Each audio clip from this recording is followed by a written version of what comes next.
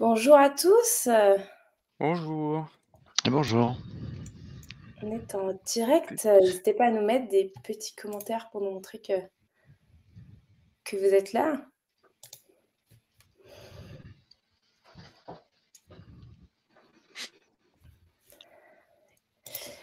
Ça va venir. Ça va venir. Donc ça va venir, on est-ce que tout est bon? J'ai l'impression que tout est bon. On est bien en live, Mathieu Ouais, c'est bon. nous voit? C'est bon les premiers commentaires. Alex for Amo Amo. Salut Franck. Donc on est en live avec Mathieu et Mathieu Bus et Marc Charton. C'est comme ça qu'on dit? Ouais. Parfait. Ouais. Et pour parler Coda aujourd'hui, donc rapidement pour les personnes qui ne nous connaissent pas, avec Mathieu, on est des fans de Coda. Je pense que Mathieu est fan de la première heure. Ça fait combien de temps que tu fais du Coda? Je sais pas, depuis un petit moment, moi, ça va faire 1 an facile, un peu Ah! plus, même plus. Ouais, c'est pas J'aurais cru ça plus. reste honorable. Oui. Mais en tout cas, ouais, on est là pour vous parler, du coup Coda et donc moi je suis Élise, consultante, no code. Donc j'ai commencé avec du Airtable, du Software et là, cette année, je suis, tombée dans la marmite Coda, heu, voilà et j'ai notamment aussi créé la collectif La Chaise à Bascule, peut-être que vous me voyez passer sur les réseaux. Parlant de La Chaise à Bascule, je te laisse te présenter Mathieu. Ouais, bah, moi, du coup, j'ai un background, dev et je fais beaucoup de no code et j'adore Coda, j'ai touché un peu à tout. J'ai adoré Notion, mais trop limité. J'ai exploré les limites et Coda, ça m'a débloqué plein de choses et enfin voilà, donc je propose pas mal des services sur cet outil-là j'amène des gens de Notion sur Coda parce que, ils veulent des use cases qui sont impossibles sur Notion Mmh. et voilà quoi, je fais un peu tout ça. C'est tellement le c'est beaucoup ça en ce moment. Pas mal de personnes qui me Ouais, contactent, à c'est ce ça. sujet. Hello tout le monde, hello de Ant. Vous Hello. avez toujours des pseudos difficiles à dire. C'est vrai que c'est Hello pas Win. facile, hein. DD1. Ah, on est 22 en direct, c'est bon, je vois le petit œil. C'est trop chouette. Salut Yannick. Donc sans plus tarder, Hello. on va laisser, Marc se présenter et introduire le sujet et nous dire aussi, mais que fais-tu dans la vie Marc? Et quel est ton rapport au no code? On veut tout savoir. Yes. Et oui, c'est vrai. Qui es-tu? C'est une bonne question. OK, alors moi, je suis, également consultant, no code depuis le début de l'année. J'ai monté ma structure qui s'appelle donc No Code Focus, donc au début de l'année. Concrètement, mon profil, je viens du développement, donc j'étais développeur web pendant plusieurs années, dans différents types de structures, dans des SS2I, pour des gros clients ou en start-up. Ensuite, j'ai fait de la formation. Je travaillais pour O'Clock, qui est un centre de formation à Mmh. distance.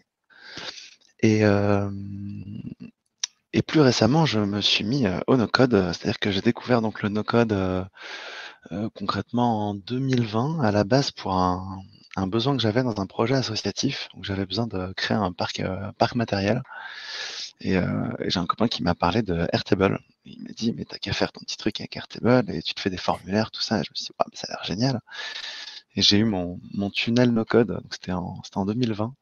J'ai eu ce que j'appelle le tunnel no-code, donc mon entrée en la matière, où on découvre plein d'outils, plein de trucs. Et puis là, bah, pour un besoin justement dont je vais vous parler aujourd'hui, je suis tombé sur Coda. Donc, deuxième confinement, j'avais beaucoup de temps et du coup, bah, j'ai eu tout le temps de creuser, l'outil et de tomber complètement amoureux de l'outil. Et voilà, donc la suite en gros, ça a été simplement comment dire?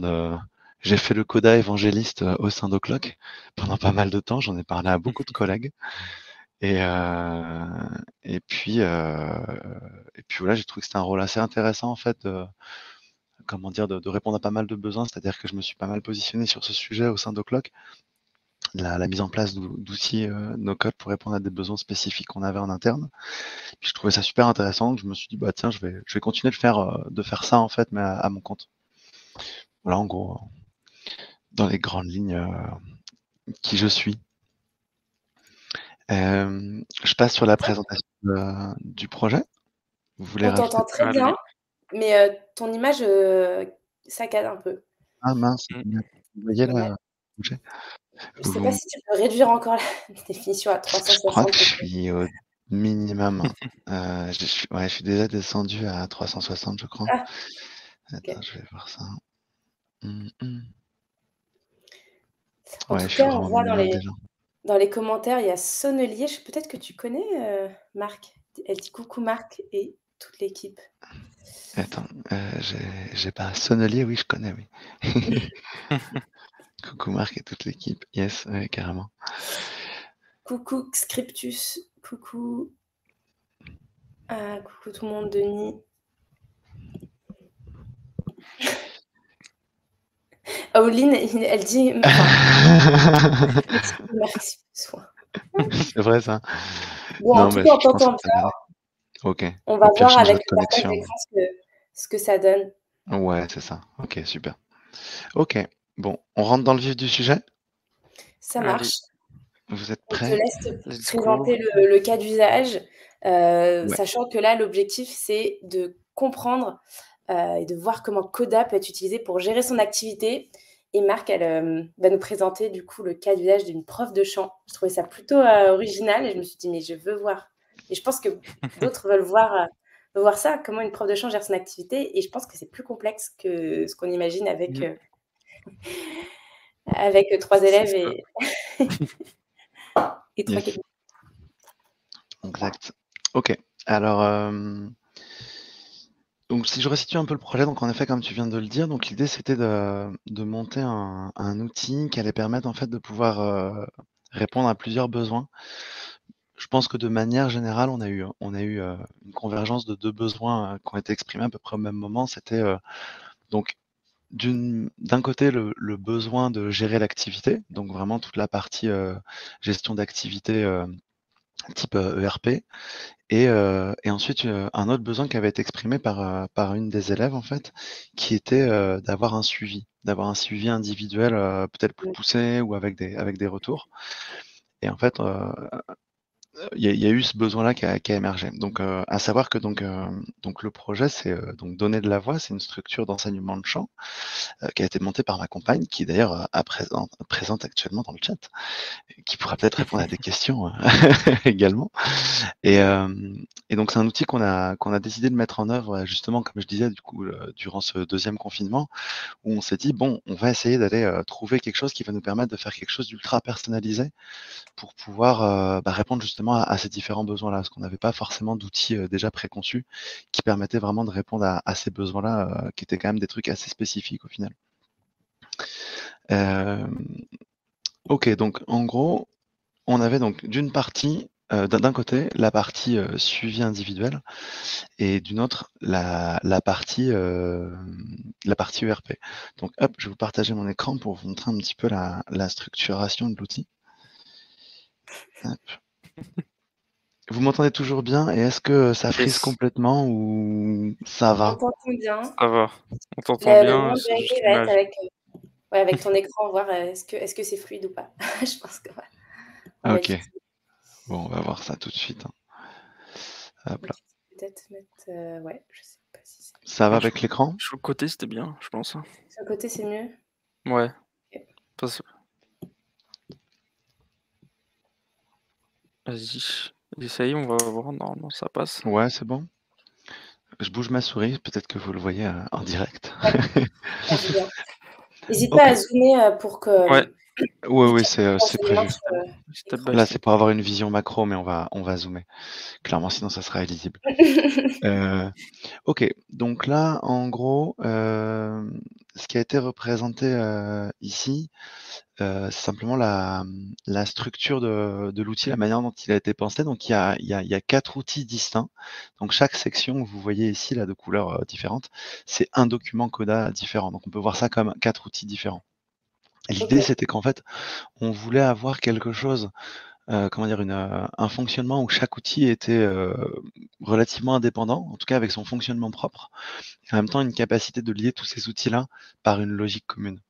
Donc pouvoir, donc vous allez voir, on va regarder un petit peu ça en détail, on va voir qu'en fait il y a différents ponts entre chacun de ces outils. Et pour remettre dans le contexte Coda, il faut bien comprendre que du coup ces outils-là, c'est 4 documents ici, qu'on va aller explorer ensemble. Bon, on va surtout aller voir la partie suivi, à vrai dire. Mais l'idée, c'est vraiment de dire, on a 4 documents. Donc pour les personnes qui sont peut-être plus habituées à Notion, on va dire que c'est un équivalent de workspace, quoi. C'est un équivalent d'un workspace dans lequel on va avoir toute notre arborescence de pages, etc. Ok, donc hop, le point d'entrée de tout ça, ça va être la partie ici suivi administratif et financier. Hop, on va zoomer dessus. Et je vais vous montrer ça de suite. Donc, à noter que là, globalement, j'ai gardé des informations qui étaient cohérentes avec le projet initial. Pour autant, c'est pas les données de base, bien entendu. Donc, il y a un souci d'anonymisation des élèves, etc. Donc, on va avoir, enfin, bref, tout ce qui est sensible a été modifié, mais on reste sur quelque chose de très cohérent. Et Tiens, on a une ouais, question. Désolée, je te coupe, mais ouais, il y a vas-y, vas-y. Plus qui nous demande, séparer par document, c'est pour les droits? Qui peut accéder à chaque document ou plutôt pour une histoire, de navigation? C'est plus une histoire, je dirais, de navigation, une histoire de responsabilisation, dans le sens où on vient vraiment cloisonner les informations pour avoir quelque chose de plus structuré et pour pouvoir vraiment, bah, comme là, voilà, on est dans la partie, suivi administratif et financier, avoir vraiment une partie, uniquement, voilà, gestion de l'activité et et heu et suivi financier vraiment séparé de toute la partie suivi. Vraiment, ouais, plus une notion de responsabilité des documents. Donc Mmh. plutôt navigation en effet. Mmh. Parce que les D'ailleurs, droits au final Oline, si Oline veut nous rejoindre en live, on peut lui envoyer tout à fait le lien. ouais, c'est clair. Du coup, je continue la présentation. Hem, En gros, donc la partie, donc suivi financier, donc bon, je vais pas m'éterniser dessus parce qu'en fait, c'est pas vraiment, ça va pas être l'objectif de ce live là. Là, c'est juste pour vous montrer un petit peu. Donc on va avoir globalement un suivi des cours, les livres de recettes, les frais, et cetera. La partie la plus intéressante, je pense, c'est surtout la partie suivi, en fait, où on s'est généré tout un tas de KPI, donc des données de suivi. L'idée, c'était, de pouvoir avoir, un suivi, des graphes Mmh. sur la suivi sur l'évolution du chiffre d'affaires, par année, par mois, de manière, circulaire. Je passais un nom d'ailleurs, spécifique, on avait appelé ça comme ça, circulaire. Une vision mensuelle, sur, voilà, de manière, purement linéaire, et cetera. Bon, voilà, donc tout un tas d'informations qui vont être générées, en fait, par cette partie justement financière. Et là, ce qui est intéressant de comprendre, c'est vraiment de se dire qu'on a un outil qui est purement suivi, donc, comment dire? C'est une partie ERP quoi, vraiment une partie, gestion de l'activité et donc qui est orientée suivi de l'activité. Et là-dedans, en fait, on va avoir le contact des élèves. Et le contact des élèves, bah, c'est, une vision, plus, prospect. Là, l'élève à ce moment-là, on va vraiment voir ça comme un client d'une certaine manière. Mmh. Et en fait, là, ce qui est intéressant, en fait, c'est de comprendre que cet élément-là, cet élément, élève, on va en fait aller l'importer. Hop, je vais vous montrer dans la partie Whimsical. On va venir l'importer dans l'autre document qui est la partie suivi et référence, ici. Donc vous voyez qu'on va avoir le contact des élèves et l'élève, donc c'est concrètement, c'est la même base de données.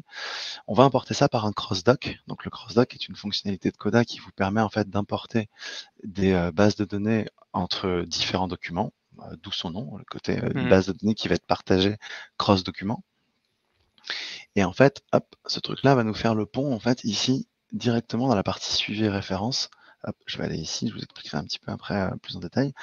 Et là, vous voyez qu'on a cette partie, ce petit logo là, cette notion de cross-doc qui est ici, qui va permettre en fait simplement de faire le pont entre les élèves qui sont vraiment plutôt dans une vue et une représentation prospect, et ici vraiment plus élèves comme une personne à suivre. Donc on est d'accord, c'est les mêmes personnes, mais on va pas les avoir comme la même entité d'une certaine manière, d'où l'intérêt d'avoir des outils différents, mais d'avoir quand même des ponts. Ok. Ça va, c'est clair, vous me suivez? Donc, toute l'entrée des informations des élèves doit se faire, en fait, dans la partie administrative, dans la partie violette? Ouais, c'est ça, c'est ça. Et effectivement, là, on va vraiment rentrer les élèves ici, et en fait, ici, on vient l'importer ensuite ici. Donc, on va pouvoir rafraîchir ensuite, voilà, cet import. Voilà. Ce sur quoi je voulais rebondir, c'est que, maintenant avec le bon, je sais qu'il y en a qui sont pas hyper, fans du two-way sync, c'est vrai que ça peut ça Faire peut, peur. comment? Ça peut faire peur. Ouais, ça peut faire peur, non, ou ça peut un peu désordonner le process si jamais vous voulez quelque chose de bien cadré, mais sachez que ça existe, le two-way sync, c'est-à-dire pouvoir éditer des infos dans la partie importée, donc ici, et après que ça remonte. Ça peut être finalement dans les 2 sens. Voilà, vous pouvez activer le two-way sync, et il y a même aussi, possibilité avec certains boutons, je crois que c'est à partir du plan team, Tu il y a des boutons aussi d'action où on peut Oui. ajouter, du coup, dans la partie, importée, on peut s'amuser à ajouter aussi des nouvelles lignes, et donc bah, moi, c'est ce que j'utilise dans mon portail client pour permettre aux clients aussi d'ajouter des informations. Après, on peut le faire aussi avec des formulaires. Enfin bon, on peut un peu pousser les fonctionnalités du crossdoc pour aller vers une synchronisation un peu plus, comment dire? Active dans les 2 sens. Carrément, ouais. Ouais, c'est bien que tu en parles justement, je savais pas trop si je rentrais trop dans le détail dessus. C'est très bien, tu as choisi. Parfait.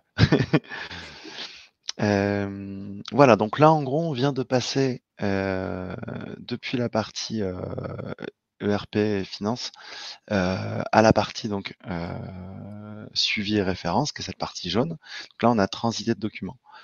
Donc là, en gros, on rentre dans la partie back-end. La partie back-end, ce qu'on appelle cette partie back-end, c'est, vous voyez, un petit côté, un petit message, ne pas toucher. C'est vraiment juste une manière de se dire, là, on a les informations globales. De manière générale, j'aime bien avoir une partie back-end. Je pense que c'est la partie, en gros, C'est on va mieux. créer toutes nos bases de données avec toutes les informations en vrac. Et on va avoir vraiment toute l'info avec pas spécialement de filtre ou de tri ou quoi. Même dans Notion, j'ai toujours une vue table ultra basique avec toutes les infos. Ça permet de s'y retrouver et d'éviter les vues trop filtrées. Et donc là, hop, dans Backend, on a donc les élèves qu'on a importés et on va avoir les programmes et les séances. Donc c'est ce qu'on voit là, les programmes ici, programme et objectifs et séances. Donc là, ce qu'il faut bien comprendre, c'est que, comme je disais, c'est tous les programmes et toutes les séances. Donc on n'a pas de notion filtre, pour autant c'est bien lié à l'élève. C'est-à-dire qu'un programme est lié à l'élève, une séance est liée à l'élève. Le programme et la séance, je vais rentrer un peu plus en détail après sur ce que c'est réellement, mais l'idée c'est juste de comprendre qu'un programme, ça va être une entité qui va nous permettre de lier des étapes et des objectifs à un élève. Et la séance, c'est simplement la représentation concrète d'une séance de cours. Donc c'est vraiment une journée de cours, pas une journée de cours, mais un cours de chant. Hop. Ensuite, on va avoir un lien qui va se faire sur la partie dashboard. Donc la partie dashboard, pour rappel ici, c'est la partie qui est juste ici. Vous voyez qu'on a suivi des séances et programmes, mais cette fois-ci, c'est par élève. Donc, hop, l'idée, c'est de se dire que ça, c'est le programme générique, ça, c'est le programme par élève. Donc, bien comprendre que cette petite flèche-là, qui est en pointillé, ça signifie simplement que c'est une vue. Donc, en fait, ça et ça, concrètement, c'est la même chose. Simplement, on a une vue qui est filtrée par l'élève. Je reviendrai un petit peu plus en détail, comme je disais, sur la partie séance et programme, mais vous voyez, là, on a un petit sélecteur qui va nous permettre, en fait, de choisir l'élève en question pour pouvoir avoir une représentation déjà un peu plus, c'est un peu plus sexy avec ce type de représentation. Et avec le filtre, on a vraiment une partie suivi individuelle qui va être intéressante et qu'on va aller découvrir ensuite ensemble. Donc, on a le cas donc pour le programme, pour les séances. Hop, donc la partie dashboard. Et vous voyez là, avec toutes ces petites flèches, que le programme et la séance sont liées par plein de petites autres flèches qui vont nous ramener dans la partie référence. Donc la partie référence, je vais y faire un tour rapidement maintenant pour vous expliquer en fait concrètement les entités qu'on utilise. C'est-à-dire que c'est important de comprendre en fait ça si on veut comprendre la notion de programme et de séance pour comprendre en fait les différentes entités qui ont été mises en place et avec lesquelles on jongle dans l'outil de manière générale. Hop là. Donc, hop, ok. Donc, premièrement, on va avoir la partie répertoire. Donc, le répertoire, qu'est-ce que c'est? Tout simplement, c'est une chanson, quelque chose que veut apprendre l'élève. Donc là, on va avoir un formulaire, enfin pas un formulaire, pardon, une représentation, comment on appelle ça, un layout, je sais pas comment on appelle ça en français, comment ils appellent ça les layouts? C'est une forme de représentation. J'avoue, je le dis Ouais. toujours en layout. Layout, c'est ouais, je Bon. répète. Un affichage, c'est-à-dire que dans Merde. Coda, en gros, on peut aller éditer ce layout dans le moindre détail. Si je fais par exemple aller éditer, en fait, vous pouvez prendre votre entité, votre ligne, et en fait aller reprendre toutes ces propriétés et les afficher de manière réellement graphique. Ce qui est intéressant, c'est de se dire qu'on peut en avoir plusieurs et pouvoir du coup représenter chacune des lignes de manière différente suivant le contexte. Ça peut être super intéressant. Voilà. Bon, je ne vais pas rentrer dans le détail sur la partie chant et musique, mais on va avoir voilà, tout un tas d'informations sur le répertoire, donc le titre, l'interprète, le genre de la personne qui l'interprète, les notes, les liens, etc., etc. Ok, donc ensuite, on va avoir donc les objectifs et les étapes, juste ici. Donc là, les objectifs et les étapes, c'est ce qui va venir ensuite constituer nos programmes. On verra ça après. Dans l'idée, il faut imaginer qu'un élève, quand il vient avec ah oui, boîte de dialogue, oui, pour le layout. Ouais. Ouais, mise Donc, en page. sont Une mises en sorte de page, ouais. mise en page, ouais. Complètement, ouais. Donc un élève qui va venir en fait prendre des cours de chant, il va venir avec un objectif. Donc là, on a plein d'exemples d'objectifs. Et puis ces objectifs, on va les décomposer en différentes étapes. L'idée là, c'était de... On n'a pas un lien direct entre l'objectif et l'étape. Vous voyez, on n'a pas par exemple ici une colonne avec les étapes qui constituent l'objectif ou inversement pour chaque étape à quel objectif il est lié. L'idée, c'était de pouvoir dire qu'on allait en fait constituer un programme rempli d'étapes justement différentes en fonction des différents objectifs de l'élève pour vraiment avoir un programme spécifique à chaque personne. On pourrait avoir un truc plus générique en disant pour désengorger la voix, il va falloir identifier les verrous vocaux, comprendre l'anatomie, etc., etc. Mais là, l'idée, c'était plutôt d'avoir un suivi vraiment spécifique à chaque personne pour dire, ben, là, dans le cadre de cette personne, si on veut désengorger la voix, peut-être qu'il va falloir passer d'abord par la gestion du flux d'air, développer la proprioception, etc., etc. Ça, ce sera le rôle du programme qu'on verra juste après. Donc, j'y reviendrai. Et ça, voilà, ça va vraiment être les deux entités majeures qui vont permettre de construire en fait le suivi pédagogique de l'élève. Ensuite, on va avoir la notion de sphère exploratoire. Donc, les sphères exploratoires, on est plus sur de la mise en pratique rangée par catégorie. Donc, on va avoir des sphères. Les sphères, c'est simplement des catégories en fait des catégories de notions techniques. Voilà, je vais plutôt le faire directement dans ce sens-là. On va parler des notions d'abord. Les notions techniques, donc ça va être les notions qu'on va pouvoir aller creuser. Donc là, typiquement, on va avoir des notions d'interprétation. Par exemple, chanter dans un micro. Ce sera un exemple, je pense, qui parlera bien. Chanter avec un micro, ça va être une notion technique qui va sûrement amener à plusieurs types d'exercices. Ces exercices, hop, on va aller trouver ça ensuite dans les explorations.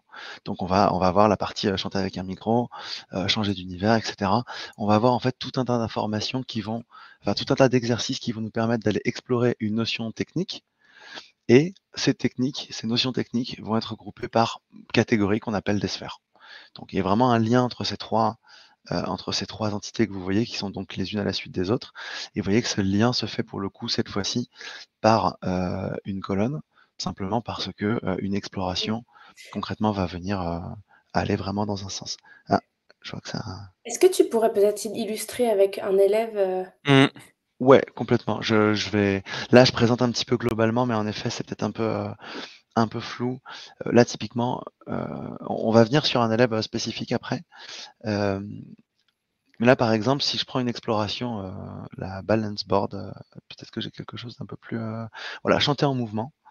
Chanter en mouvement, ça va être une exploration qui va les permettre d'explorer plusieurs explorations. Donc là, on voit que les notions techniques qui vont être liées à cette exploration-là, ça va être la notion de posture, la notion d'ancrage, les fins de phrases et le lâcher prise, par exemple. Donc tout ça, c'est des notions qu'on va travailler en chant. Et pour ça, pour bosser ces notions-là, on va avoir besoin d'exploration, d'exercices concrets. Et, Ouais. et ben, l'exercice en question, ça va être chanter un mouvement. En fait, là, des explorations, oui, c'est un peu des exercices et les notions, c'est un peu des labels, enfin des labels ou Ouais, c'est ça. des éléments que vous avez. On peut voir ça comme des matières d'une certaine manière, Mmh. des matières, des sphères, enfin pas des sphères, mais ouais, des notions concrètes en fait. J'essaie de le rendre le plus générique possible parce que je me doute que là, le suivi pédagogique, il peut être intéressant, non pas que pour des cours de chant, bien entendu. Donc, en fait, il peut y avoir plein de terminologies différentes, mais en effet, on est sur une notion ouais, de notion technique de manière générale. Je pense que c'est ce qui sera le plus global. Je reviendrai après sur le petit lien qui est ici, le lien vers la fiche technique. Et là, je voulais juste voilà, vous présenter dans l'ensemble les éléments. Donc, je reviens sur le petit schéma. Donc, vous voyez que là, on est dans la partie référence. Donc, on est toujours donc, dans le suivi de manière générale. Donc, ça, c'est l'outil qui va vraiment être notre outil central. La partie référence, donc, qui va référencer en fait les différentes entités qu'on va utiliser et qui donc contient donc tout ce qu'on vient de voir. Donc, on a les sphères, les notions et les explorations, donc qui est vraiment la partie mise en pratique. La partie répertoire qu'on a vu au tout début, qui est donc simplement les chansons qu'on va aller pouvoir travailler. Et ensuite, les étapes et objectifs qui vont venir composer, vous voyez, le programme. Donc là, on voit que le programme est constitué d'étapes et d'objectifs, ainsi qu'une séance. Le répertoire va utiliser la séance. Et la séance va également utiliser l'exploration, uniquement l'exploration, qui est en fait l'exercice en lui-même. Et l'exploration va venir en fait se baser sur des notions et on va dire des catégories de notions. Hop, ok. Je reviens juste sur la partie programme et séance justement pour aller dans le sens que tu proposais tout à l'heure, Élise. Donc l'idée de dire que ici donc on a un suivi. Hop, attendez. Je reprends un petit peu la manière dont je Du voulais vous présenter du coup, ça. on peut montrer déjà un peu la puissance dans Coda. On peut, mettre des contrôleurs et là, il utilise par exemple des contrôleurs et on peut filtrer, Clairement. tout ce qui va Ah être oui. en dessous, Ouais, et ce c'est contrôleur, on peut l'utiliser, le mettre n'importe où dans Coda. Enfin, ça peut être quelque chose qu'on peut utiliser, qui ouais. utilise pas dans d'autres outils. Enfin voilà, c'est juste C'est pour ça. Ouais, là, je vous fais une présentation. Ça peut être un peu beaucoup de choses d'un coup, mais en fait, au final, en 1 heure, c'est pas évident de présenter un outil mmh. comme ça rapidement, mais du coup, ça fait beaucoup d'infos d'un coup. Mais en effet, là, je vais vous présenter un truc un peu plus concret. Donc, Allez, j'ai pris une élève qu'on a appelée Véronique. Oui et là, Euh, ouais, effectivement, c'est là, en fait, le contrôleur, juste pour faire, le pont avec des éléments de coda, c'est ça, c'est mmh, ce que vous voyez le contrôleur, c'est là où c'est marqué Véronique et vous voyez ouais, qu'en fait, Véronique, si tu cliques je dessus vais l'expliquer. ah, Je vais l'expliquer. Ouais, vas-y, vas-y. c'est. vas-y. Tout à l'heure, je l'ai vraiment juste présenté rapidement, mais comme je disais, je D'accord, ça reviens en marche. détail maintenant. Donc, je disais tout à l'heure, on a un programme et des séances génériques. Donc vraiment, programme pour tous les élèves, séance pour tous les élèves. Dans la Mmh. partie dashboard, on a une partie spécifique à l'élève. Qu'est-ce que ça veut dire spécifique à l'élève? Ça veut dire simplement qu'on a donc toujours toutes les mêmes données, mais vous voyez ici, elles sont filtrées. Elles sont filtrées pour afficher uniquement les informations de l'élève en cours. L'élève en cours, c'est quoi? C'est le sélecteur qui est ici. Ouais. Là, vous voyez, on a une sélection d'élèves qu'on va pouvoir aller simplement sélectionner. Donc, je vais pouvoir aller sélectionner différents élèves et aller voir leur programme. Donc là, j'ai choisi Véronique, avec lequel on a montré notre petit cas d'école. Et, et donc là, l'idée, c'est de dire, ce truc-là, là, en fait, ça vient sélectionner directement la liste des élèves. Donc en fait, ça, la liste qu'on voit ici, en réalité, c'est la liste qui est ici. C'est la liste des élèves qui est ici. Mmh, Bon, mmh mh. en réalité, elle est filtrée, vous voyez qu'il n'y en a pas autant. simplement parce qu'en fait, on a filtré aussi par programme. C'est-à-dire qu'on a enlevé pas mal d'informations, on a gardé juste un cas de Véronique. Et donc là, on va avoir uniquement les élèves pour lesquels on a un programme. C'est intéressant aussi, ça permet de ne pas avoir non plus la liste d'absolument tout le monde. S'il n'y a pas de programme pour quelqu'un, on n'a pas besoin de l'avoir ici. Et ça, c'est super intéressant. C'est-à-dire que si on rentre dans les settings, je ne vais pas rentrer dans le détail, mais on va avoir ici la possibilité d'aller filtrer justement ces éléments-là. Ça, c'est une feature que je trouve super intéressante en fait sur Coda, de pouvoir aller vraiment filtrer les outils d'interaction. Donc là, on va avoir tout simplement, donc Véronique, elle vient pour un objectif qui est de désengorger sa voix. Donc comme je le disais tout à l'heure, un objectif, on va monter un programme donc qui par objectif va être constitué d'une liste d'étapes. Donc là, on a trouvé une détente corporelle, identifier les verrous vocaux, comprendre l'anatomie, etc., etc. Vous voyez qu'on a des numéros ici. L'idée, c'est de pouvoir composer un programme qui va être plus ou moins séquentiel. Et vous voyez qu'ici, on a donc la description de l'objectif, les étapes à suivre, et toutes les séances de travail. Donc là, en gros, les séances de travail, c'est ce que je vous expliquais tout à l'heure. Donc c'est une séance de cours. Vous voyez que là, on a toutes les dates des séances de cours qui vont permettre en fait de retracer à chaque fois pour un objectif donné. On va pouvoir retrouver la séance en question durant laquelle on a travaillé la notion. Donc si par exemple, je retourne ici dans la partie suivi des séances, je vais vous montrer un petit peu la partie séance. Donc vous voyez qu'on a toujours la même chose, on a toujours un sélecteur qui va vous permettre d'aller trouver des infos. Vous voyez que là, on a plus d'élèves, simplement parce que, alors soit ça n'a pas été filtré, je ne sais plus si on avait filtré, si, c'est peut-être simplement parce qu'on a plus de séances que de programmes qui avaient été définis. Peut-être que la notion de programme est quelque chose de plus élaboré qui n'a pas forcément été mis en place pour tout le monde, parce que tout le monde n'en a pas toujours besoin. Et du coup, on va se retrouver avec, par contre, tous les élèves ont eu au moins une séance. Julien demande, avais-tu Ouais. un autre outil avant Coda pour faire la même chose? Tout ça, avant, c'était sur une suite Google, sur Sheets. Donc, c'était des trucs plus statiques, je dirais. Et est-ce qu'un élève a accès à son suivi? Ouais, je vois, ouais. C'est une bonne question. Elle a Eh répondu ben, aussi. oui. C'était répondu? Oui, ça t'a répondu. Yes. Oui, tout le monde n'a pas eu besoin de programme. Non, je pense que c'est encore autre chose. La notion de suivi, tout le monde n'y avait pas accès, dans le sens où c'était... Attends, je dis ça. Est-ce qu'on avait un suivi pour tout le monde? En fait, En est-ce fait, que le les élèves, ils ont un portail pour accéder? Ouais, C'est il y ça. a un portail que j'ai pas encore présenté, mais à la limite, on peut en parler rapidement maintenant. Hop, ici, vous voyez, on a une partie suivi individuel qui était en fait un suivi, qui était un portail par élève et qui était une représentation justement de cette partie générique ici. D'accord, J'en parle juste après, je vous montre un peu le fonctionnement d'ailleurs du truc. Une fois ça qu'on a marche. fait les séances, on va pouvoir voir ça. Donc en gros, là, on a les séances. Donc vous voyez, c'est je sais plus comment ça s'appelle ce display là, cette mise en page. C'est le détail. Donc on a une représentation Oui. que j'aime bien, qu'on n'a pas dans Notion, un petit peu carnet de contact que je trouve chouette. Donc là, on peut choisir en fait la colonne qu'on va mettre ici en agrégateur, je dirais. Et puis là, on va avoir encore cette notion de layout dont on parlait tout à l'heure. Et donc là, on va pouvoir voir, donc on a une séance par exemple du 10 novembre 2020. Donc on est toujours sur Véronique, encore une fois, on a sélectionné Véronique dans la liste. Et puis on va voir que voilà, elle travaille sur ce répertoire-là. On va avoir un objectif en cours. L'idée, c'est de pouvoir dire, en ce moment, on travaille sur cet objectif-là, donc on va pouvoir le lier ensuite au programme. On va pouvoir voir les étapes en cours qui ont été travaillées. Donc là, c'est la partie dont je vous parlais tout à l'heure, les étapes et objectifs qui sont ici. Hop. Et puis ensuite, on va pouvoir voir les explorations et les notions abordées. Donc là, hop, par exemple, voilà, là, on va avoir les explorations. Donc c'est les différents exercices qui ont été travaillés durant la séance.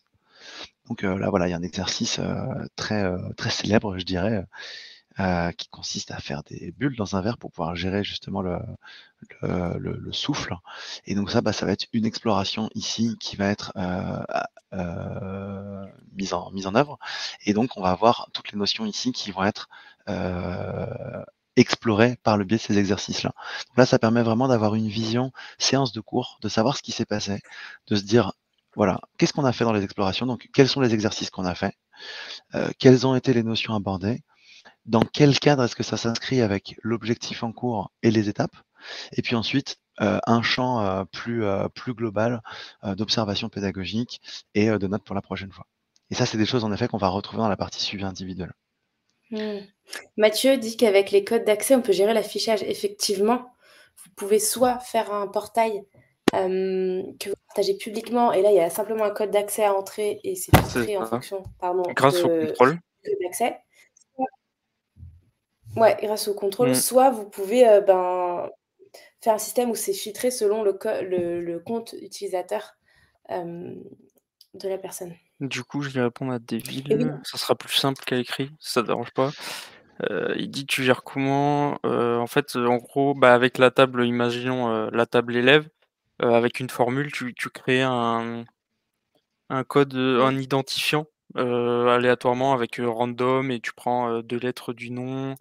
Tu peux t'amuser à faire plein de choses et le timestamp pour créer un identifiant unique. Et après, du coup, bah, quand tu vas aller sur ce portail-là, tu vas devoir pouvoir mettre ton code dans le contrôle, et la vue, elle va se filtrer automatiquement en fonction, de l'utilisateur, et de son code. Et c'est ça l'avantage, ouais, comme dit Maurice. Donc ouais, tu peux créer, dans ta table, enfant, tu crées une formule qui customise, qu'il faut obligatoirement, par contre, que ce soit un identifiant unique. Donc il faut prendre le timestamp, je pense que c'est bien, et un random de lettres, dans le nom. Enfin, tu peux t'amuser à faire plein de choses, voilà, juste, Yes. juste un petit aparté. Yes. Et du coup, en ce sens-là, pour illustrer ça justement, donc la partie suivi individuel, donc là vous voyez on a vraiment fait toute la partie suivi référence. Désolé, c'est un peu dense, mais c'est vrai que en 30-40 minutes présenter tout ça, c'est pas forcément évident. Je vous ai fait un truc quand même grosse maille, mais vous avez l'ensemble de la mécanique en soi du suivi. Et donc là, dans la partie suivi individuel, en fait, ce qui va se passer, c'est qu'on va avoir, vous savez, comme tout à l'heure, le cross-doc ici. Là, je l'ai pas lié d'un document à un autre. Là, vous voyez qu'on avait les contacts des élèves et les élèves avec ce Ouais. cross-doc. Là, j'ai fait un truc plus général parce qu'en réalité, on va avoir toute une partie qui va être importée. C'est-à-dire qu'en fait, ici, hop, si je prends le suivi de Véronique, en fait, on a toute une section ici, import cross-doc, dans laquelle on vient intégrer tout un tas d'informations. Vous voyez, en fait, il y a même des informations que j'avais enlevées pour la présentation. Mais typiquement, on va retrouver les différentes étapes, les programmes, sphères, notions, etc., etc. Pour bien, comment dire, vous projeter là-dedans, il faut bien imaginer que là, on est plus sur un pricing qui permet de le faire, mais normalement, tout ça, c'est pas du tout visible par l'élève. Donc, il y a des possibilités d'aller cacher ça. Donc, il y avait toute une gestion de droit et de visibilité qui permettait en fait à l'élève d'avoir accès en fait qu'à une partie des éléments.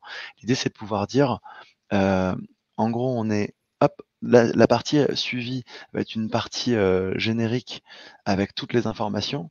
On va aller importer ce qui nous intéresse dans la partie suivi individuelle.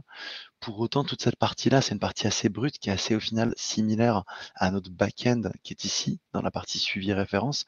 On est sur quelque chose d'assez similaire dans le sens où on a une matière brute qu'on vient importer. Et donc, au sein de ce document de suivi, une fois qu'on a importé toute notre matière brute, déjà, elle était masquée.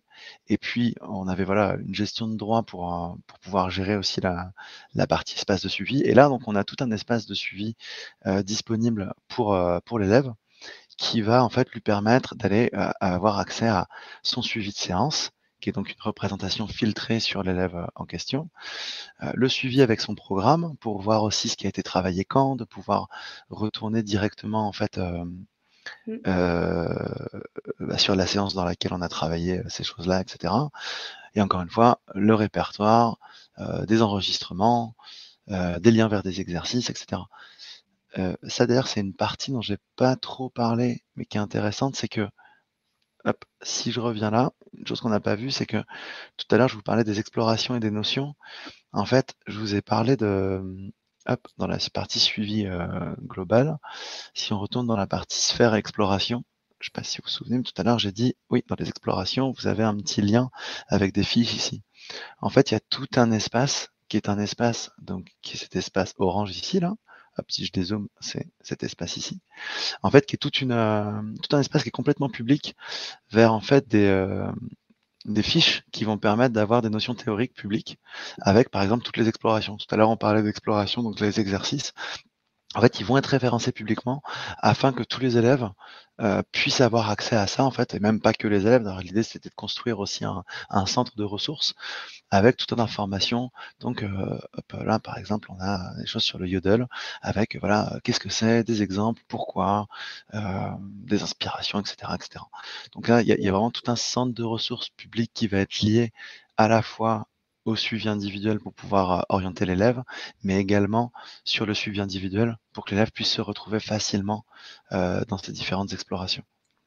Julien nous dit si on peut faire des portails utilisateurs infinis, c'est quoi le business model de Coda?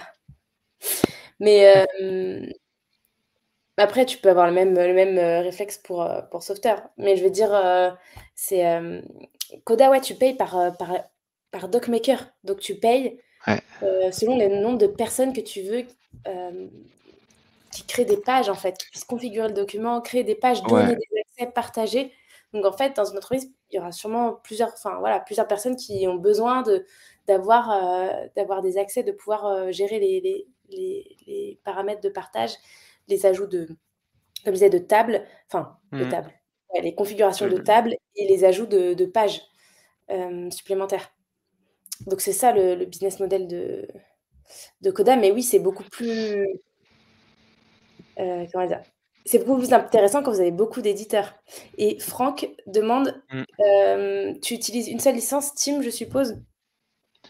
et ben le pricing qu'on avait à l'époque, je sais même plus ce que c'était, mais je crois que c'était le pricing d'entrée en fait. Je sais plus ce que c'est les noms des pricing, mais c'était une licence assez basique en fait. OK. Mais, Euh, et mais là, vous l'utilisez encore ou pas? non, là, elle est pas utilisée. Là, pour l'instant, l'outil, bah, j'ai pas recontextualisé tout ça, mais en fait, c'était une activité. Là, pour l'instant, c'est une activité qui est en pause, en fait, et qui, du coup, Mmh. voilà, n'est pas un exercice actuellement. Heu et là, je pense que comment dire? Cet outil-là, je pense qu'il va aussi évoluer pour s'adapter à de nouveaux besoins parce que, très honnêtement, cet outil-là, je me suis remis dans l'outil et en me remettant vraiment dedans, je me suis dit: «C'est pas possible, il faut refaire des choses avec, même si on l'adapte pour autre chose, parce Oui, que l'outil est vraiment trop cool». ouais, carrément. Carrément, ouais, les plans sur Coda, c'est Free, Pro et Team. Donc, Ouais, c'est du pro, je pense. Pro à 10 $, je pense que ça doit être celui-là, le premier. Et après Team à 30 $, ça peut être chouette, notamment quand vous partagez à des clients, à des utilisateurs, parce que vous pouvez bloquer les pages. Enfin, Mmh. du coup, ça leur évite de tout bouger dans une page. Donc quand vous commencez à partager à pas mal de personnes, ça vaut le coup d'avoir un plan Team pour contrôler un peu Ouais, le partage. et je me permets juste de rebondir sur une notion qui a été posée dans le chat, et il me semble que, heu, en gros, sur la notion de read only, en fait, là, j'ai un exemple assez intéressant. Tout ça, c'est en read only, dans l'ensemble pour pas que, justement, Ah l'élève puisse, Mmh. trop bidouiller justement les objectifs, et cetera, ce qui serait assez, problématique en fait, si c'était fait. Par contre, il y a un exemple qui est, le carnet de pratique, qui pour le coup est quelque chose qui est uniquement dans la partie individuelle, qui est vraiment là pour l'élève, pour avoir un suivi, bah, de ses pratiques de chant, pour pouvoir avoir des notations, des prendre des notes en fait sur sa pratique. Et l'idée c'est qu'en fait là on a un bouton qui va être lié, simplement à un formulaire, qui va en fait aller ouvrir ce formulaire-là pour que ensuite l'élève puisse aller, rentrer ses informations, ses notes, et cetera, pour ensuite rentrer cette information directement ici. Donc on est sur un espace qui est complètement read-only, mais en fait pas mmh, vraiment Mmh. grâce à C'est ça. cette fonctionnalité de formulaire, ouais. C'est ça mmh, l'avantage. c'est C'était pour donner l'exemple de Et ce qui avait été dit puis dans le chat. et puis, ouais, oui. Enfin, il y a plusieurs méthodes. Là, par exemple, ça ouvre un nouvel onglet, mais on peut très bien, mettre le lien du formulaire dans une page du doc et le submit direct depuis Coda. On peut faire ça aussi. Il y a plusieurs méthodes. Ouais, ouais, Franck nous carrément. dit: «Super application, ça me donne des idées pour l'appli de mentorat No Code France». Trop bien. Effectivement, Franck Génisset construit l'application de No Code France avec Coda pour gérer le mentorat. N'hésitez pas à Ouais, C'est aller cool, c'est si cool. ça vous intéresse. trop bien. On a encore plein de trucs qu'on n'a pas mis en œuvre. Si jamais tu as envie d'en discuter, n'hésite pas. Euh, Voilà, dans Super l'ensemble, là, je vous ai application. présenté. Hein, Mmh. pardon? Pardon, je disais super application. En tout cas, c'est beaucoup plus complet que ce que j'imaginais et je pense qu'on Ok. pouvait imaginer dans le cas de cours de chant. Mais je pense que selon les professeurs, ça doit pas être, géré aussi bien. Ouais, c'est possible. Après, je pense que tous les deux, on aime bien les outils, la structuration, donc on s'est un peu lancé dedans en se disant, on va faire un truc super modulaire, nanana. On est parti un peu dans un truc en même temps qu'on découvrait Coda, donc il y avait aussi une Mmh. envie d'aller titiller l'outil sur certains retranchements. Après, là, j'ai pas montré grand-chose de technique. Je vous ai présenté parce que si en plus je rentre dans le technique maintenant, je risque vraiment de perdre tout le monde et j'ai pas forcément envie. Après, c'est pas un outil qui est très technique en soi. On n'a pas non plus un truc sous le capot qui est complexe. J'ai un autre cas d'usage où on n'est plus sur quelque chose justement de complexe derrière dans les formules et les mécaniques. On est plus sur une construction un peu modulaire qui va permettre en fait de lier un peu l'ensemble. Mais en soi, l'outil, il est pas complexe en fait. Il a juste une conception en amont et qui est très proche du terrain aussi, parce que c'était aussi l'envie qu'on avait, c'était de rester ultra proche du besoin et ce qui était facile à faire puisque du coup, bah, on était quand même tous les deux ensemble quand même fréquemment et du coup, on pouvait facilement faire des retours et revenir sur l'outil et pouvoir vraiment tester des choses. Donc, on n'est pas sur un outil qui est réellement complexe à mettre en œuvre en soi. C'est plus sa conception en effet qui était un peu plus hard parce que ça se voit pas là comme ça, mais c'est la version la plus simple que j'ai réussi pour représenter ça. Mais à la base, quand j'ai mis toutes les entités et tous les liens, c'était un sacré nœud et, euh, Ouais, et c'est on arrive difficile sur de quelque faire chose. simple. Ouais, C'est difficile d'avoir une structure de données à la fin qui reste pas, ouais, qui reste simple, en fait. Et on peut vite mettre complètement. des Ouais. liens dans tous les sens, alors que c'est pas forcément, ce qui va nous être, comment dire? Peut-être que dès le début, on va se dire: «Super, je peux, c'est super modulaire», mais en fait, c'est pas toujours, pratique à faire évoluer quand quand Ouais, c'est c'est un ça. C'est ça. modulaire. Donc voilà, dans l'ensemble, j'ai fait le tour à peu près de l'outil. Si jamais vous avez des questions sur cet outil ou autre chose, bah, n'hésitez pas. Euh, Peut-être qu'on peut après en rentrer plus en détail sur des parties éventuellement. Peut-être si tu as je sais pas, une interface, une page, une fonctionnalité que tu aimes bien, que tu aimerais partager, une astuce, Ouais. Euh, ouais, alors spécifiquement comme ça, là, j'ai pas un truc vraiment le petit truc coup de cœur. En fait, je pense que j'ai déjà présenté sans en faire des caisses, mais en disant que je trouve ça déjà bien. Euh, je réfléchis hein, si je pense à quelque chose. Je regarde un petit peu. Bah, moi j'aime vraiment bien, c'est tout bête, hein, vraiment, c'est cette notion de filtre qui est ici. En fait, j'en parlais tout à l'heure, la notion de programme ici, c'est vraiment quelque chose que je trouve intéressant. Je vais peut-être rentrer un peu plus du coup dans la technique qui est là-dedans, mais en gros, l'idée de dire que, en gros, ici, on a comment dire, la mécanique qui est au final assez simple et pas tant que ça, pour pouvoir dire sur ma liste des programmes, quand je sélectionne un élève, je vais aller sélectionner une liste restreinte. Donc là, il faut se dire qu'on est dans une vue générale avec tous les programmes, dans laquelle on peut aller filtrer par élève, et on filtre la liste des élèves qui sont disponibles au filtre. Donc on a un truc qui est une espèce de filtre à deux niveaux, quoi, d'une certaine manière. Et donc ce filtre-là, donc c'est simplement la liste ici qui va être présentée ici. Et on est sur quelque chose au final qui est simplement d'aller chercher en fait bah, dans les programmes quels sont les élèves qui sont représentés dans ces programmes-là. Et ensuite, on va aller simplement bah, utiliser uniquement ces élèves-là. C'est-à-dire que là, si on reprend les programmes et objectifs, vous voyez qu'en réalité, on n'a pas 50. Donc, on a beaucoup d'élèves, mais cette vue-là, cette vue des programmes, va permettre de faire un premier filtre par le fait d'avoir une liste restreinte d'élèves.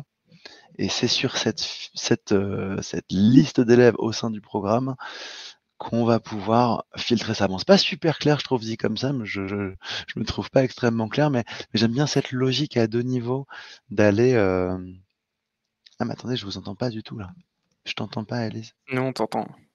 Ah, c'est bon. Désolée, j'avais coupé. Mais en haut à droite, si tu cliques sur filter de la vue, en fait, Ouais. on peut voir ici, en fait, on voit que là, cette vue, elle est filtrée selon le select.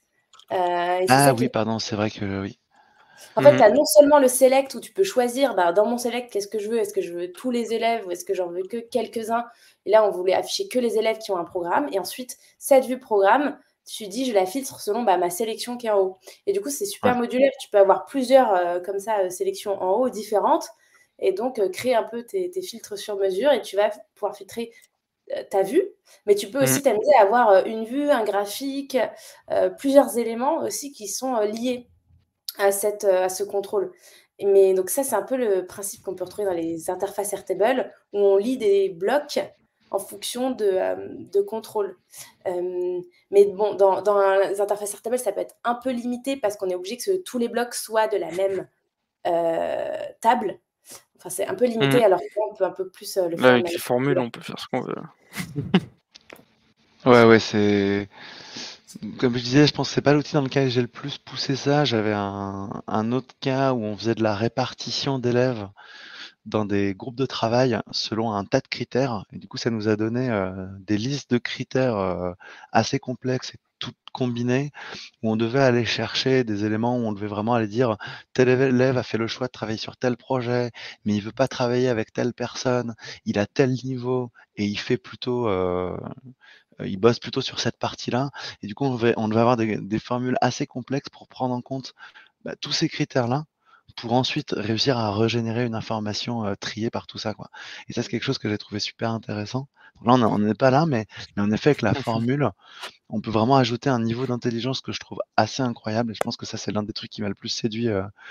Après, j'ai mon, comment dire, je viens du développement, donc il y a aussi ce truc-là. Je vois qu'il y a Xavier qui dit que avec les formules, on peut faire quasiment comme du scripting JS. Et clairement, on retrouve en fait des noms de fonctions qu'on retrouve en JavaScript. On retrouve vraiment la logique de développement. Clairement, je pense que c'est aussi une des puissances de Coda d'avoir au final, je trouve un coût d'entrée qui est assez similaire à celui de Notion, pour autant d'avoir une possibilité d'aller encore plus loin. Ouais. C'est quelque chose que je trouve intéressant, sans forcément rajouter non plus de la complexité. Typiquement, tu me disais tout à l'heure, si je vais dans la partie filtre, on voit que là, on est sur un select. En fait, on pourrait le faire en formule, en fait, ce truc-là. On pourrait très bien dire, C'est ça. je vais chercher une formule et je vais aller chercher mon contrôleur, bon, qui a un nom absolument incroyable, de suivi général suivant. Voilà, il n'a pas été renommé, c'est pas bien. Non, c'est peut-être même pas celui-là, je sais plus exactement ce que c'est, mais en fin de compte, ce select-là, ici, là, qui va nous permettre de filtrer cette vue, on peut l'avoir simplement comme un élément dynamique, mais on peut très bien aller l'utiliser comme une formule et du coup rajouter des éléments encore plus pointus au-delà de ce select. Ça, c'est vraiment quelque chose que je trouve incroyable sur Coda. Airtable, il dit c'est un outil pour les codeurs, vous voulez dire? Non, Non, pas parce du que tout. justement, je trouve que en ne venant pas du tout du monde du dev, justement, ça t'ouvre de la puissance Puis à partir des formules, quoi. Et les formules, c'est quand même plus, comment dire? il vient de le montrer, Marc, juste avant, Ouais, il c'est vient juste ça. de le montrer. Soit on passe par un select tout simple, soit on peut passer par des formules plus avancées. Mais on peut très bien, Coda ont vraiment très bien adapté même les colonnes quand on veut faire des calculs ou autre, et on peut le faire sans formule, hein. Il y a beaucoup de choses. Ouais, typiquement, là, je montre deux exemples de la même chose. C'est-à-dire que là, je filtre avec le contrôle dans une liste des contrôles qui m'est proposée par Coda. Ah, mince, ici. Et puis, je peux aussi rajouter une formule et puis aller chercher exactement le même contrôle, mais là, on le voit plutôt sous une forme de formule. Donc, en effet, pour appuyer ce que tu dis, Matt, je dirais que, en fait, comment dire?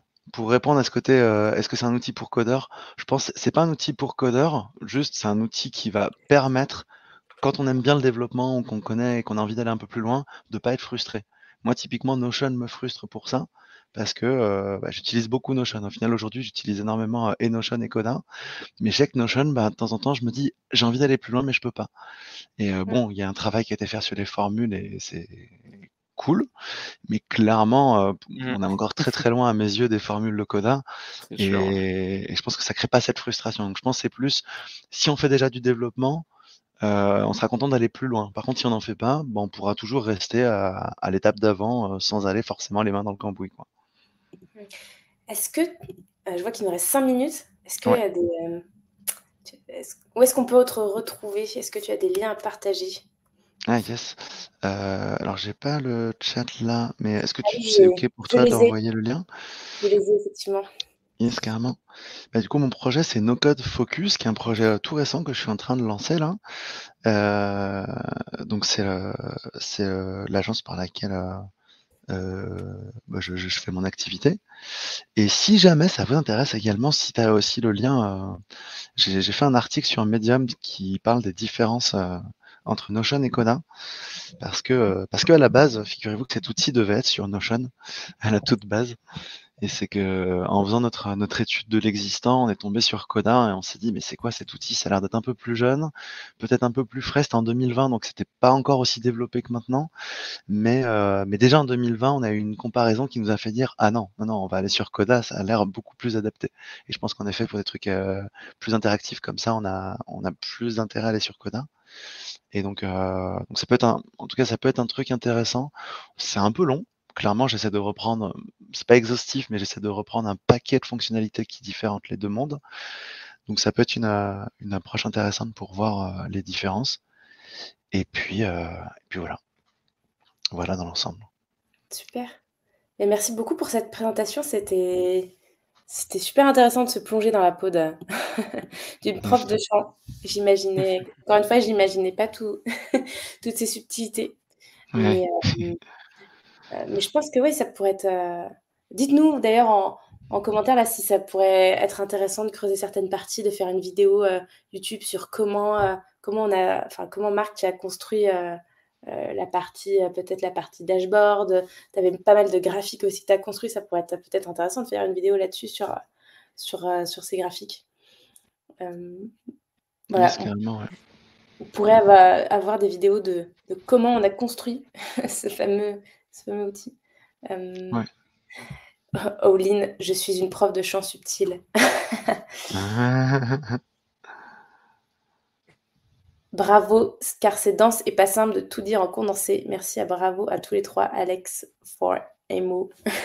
Ouais, Ah, en Maurice effet. qui nous dit: «Oui, on est preneur, on veut du build». Mais merci à vous. D'ailleurs, on peut en profiter pour vous partager les liens du Discord. On a un Discord où on parle Coda. Est-ce que tu as un lien sous la main, Mathieu? Ou est-ce que Yes. je le Je vais partage? je vais je vais le chercher. Je te Après laisse sinon il est je te sur la laisse nous chaîne partager YouTube.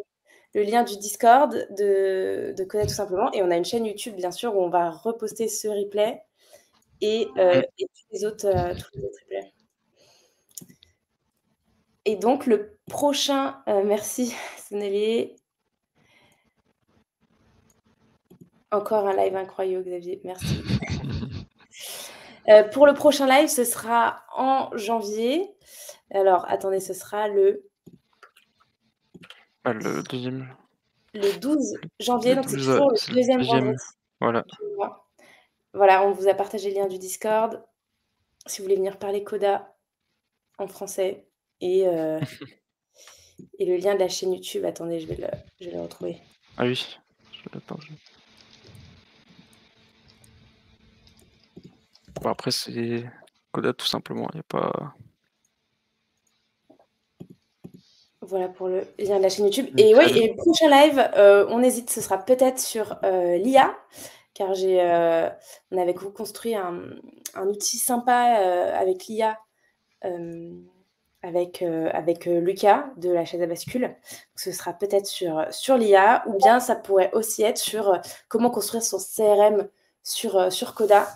On a les 2 sujets, en tête, et on va les faire, Beaucoup de sujets, on va les faire, beaucoup de sujets à dans traiter un là. sens ou dans l'autre. On vous tient au courant dès qu'on a statué.